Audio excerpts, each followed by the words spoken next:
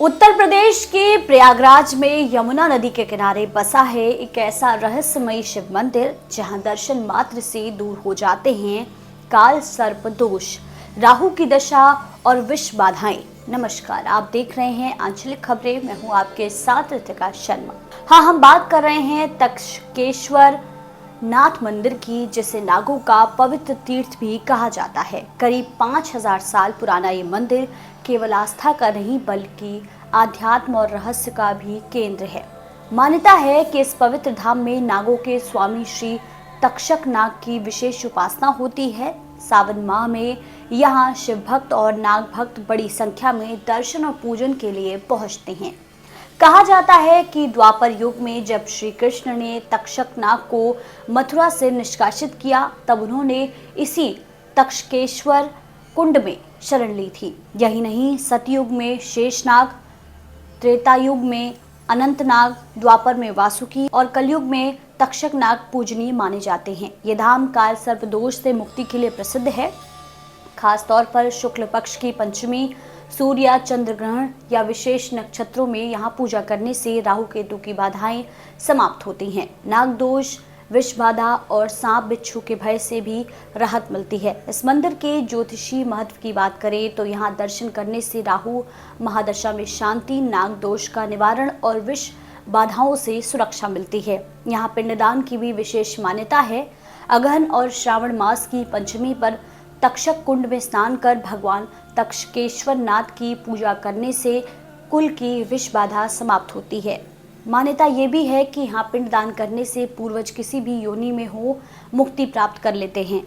स्थानीय श्रद्धालु के अनुसार हर साल सावन में हम दर्शन के लिए आते हैं। हमारी पीढ़ियों से ये परंपरा चली आ रही है। तक्षकेश्वर बाबा की कृपा से घर में सुख शांति बनी रहती है। तक्षकेश्वर नाथ मंदिर सिर्फ धार्मिक आस्था का केंद्र नहीं बल्कि एक ऐसा स्थान है जहां आध्यात्म, परंपरा, ज्योतिष और इतिहास सब एक साथ मिलते हैं। आज के समय में जब लोग मानसिक शांति और दोष निवारण के लिए जगह ढूंढते हैं, यह तीर्थ एक अद्भुत समाधान बनकर सामने आता है। तो क्या आपने किया है कभी तक्षकेश्वर नाथ मंदिर के दर्शन? अगर नहीं तो अगली शुक्ल पंचमी को जरूर जाए प्रयागराज और अनुभव करे उस दिव्यता को जिसे 5000 सालों से नागों का आशीर्वाद माना गया है। देर रहती है और कहीं न कहीं नाग देवता से भी जुड़ा हुआ है, इस पर थोड़ा सा बता दीजिए। क्योंकि ये संपूर्ण सर्प जाति के स्वामी तक्षक का स्थान और काल का स्थान खाली तक्षक को ही प्राप्त है, इसलिए नाग पंचमी पर इस तीर्थ का विशेष महत्व है। और उस दिन दूध, चना मटर, घुघरी और लावा चढ़ा के लोग इनका आशीर्वाद प्राप्त करते हैं और जो भी इनके पूजन दर्शन करता है वो परम पद को प्राप्त करता है। ऐसा प्रमाण मैंने देखा है, ऐसा शास्त्र में कहा गया है। परिचय बता दीजिए पूरा। श्री तक्षक तीर्थ पीठाधीश्वर रविशंकर जी। और यहाँ बहुत ही प्राचीन मंदिर है, तक्षक भगवान का बनाया हुआ। सोमवार है आज, सावन का आखिरी। यहाँ दर्शन करने हम लोग प्राय आया करते हैं। और क्या है, हम यही बलुआ घाट से आए। व्यवस्था को लेकर के क्या कहेंगे? मोदी जी और योगी जी कितना धन्यवाद। योगी जी ने इसको बड़ा बढ़िया बनाया। कभी छोटा सा मंदिर था, अब बढ़िया मंदिर बन गया, सब कुछ हो गया। उनका विकास तो बहुत अच्छा हो ही रहा है। खासकर मंदिरों का हमें जो किराए में खड़ा रह गया था और इस इलाके में जो मुस्लिम बाहुल इलाके में बना दिया गया मंदिर, ये तो बहुत ही बड़ी चीज है। सावन का भक्तों का आना आवागमन तो बना हुआ है। ये प्रत्येक सोमवार को आते जाते हैं और इस मंदिर में दर्शन करने से भगवान की विशेष कृपा होती है। भक्तों को काल सर्प से मुक्ति मिलती है और सांसारिक अन्य सुखों को वह प्राप्त करता है। यह मंदिर 20 लाख वर्ष से भी अधिक प्राचीन है। इसका वर्णन मत्स्य पुराण के 7वें अध्याय और 82वें खंड में इसका वर्णन है।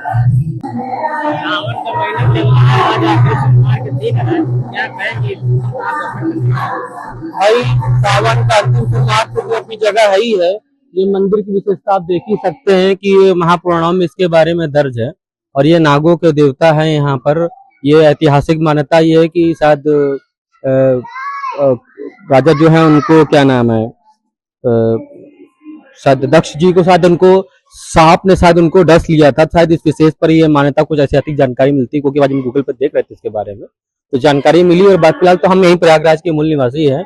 तो ये था आपकी बार सावन साहब ने भी मन में शपथ ली के अंदर कि भाई हम लोग जैसे कहीं दूर दराज नहीं जा पाते हैं तो अपने कम से कम प्रयागराज के प्रमुख शिवालय जैसे मनकामेश्वर हुआ, ये अपना ये तक्षकेश्वर हो गया और अपना वो सोमेश्वर महादेव अरैल हो गया और इसके बाद अपना ये नागवासुकी हो गया। तो इस तरह अपने जो शिवालय प्रमुख है अपने प्रयागराज के, तो कम से कम अगर आप 5 सोमवार अगर यहाँ कर लेते हैं तो 12 ज्योतिर्लिंगों के दर्शन के समान स्वरूप आपको आशीर्वाद प्राप्त होगा। ये मेरी सोच है जहां तक है। तो इस नजरिए से हम आज मेरा ये अंतिम सोमवार था तो ये मेरे मन में विचार सुबह से था कि अपने प्रयागराज का प्रमुख शिवालय है तो बस जस्ट मैं अभी दर्शन करने बाबा का जा ही रहा हूँ।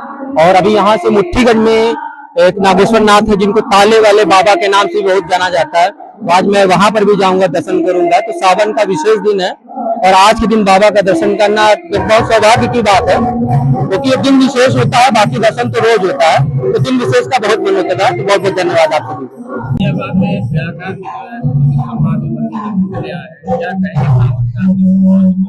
हाँ, वैसे तो ये महादेव का पवित्र मास है और इस मंदिर की बहुत बड़ी महत्ता है।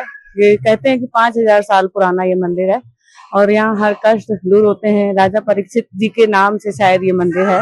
मैं भी आती हूँ यहाँ, हम लोगों का भजन संध्या वगैरह होते रहते हैं कार्यक्रम और सुख मिलता है।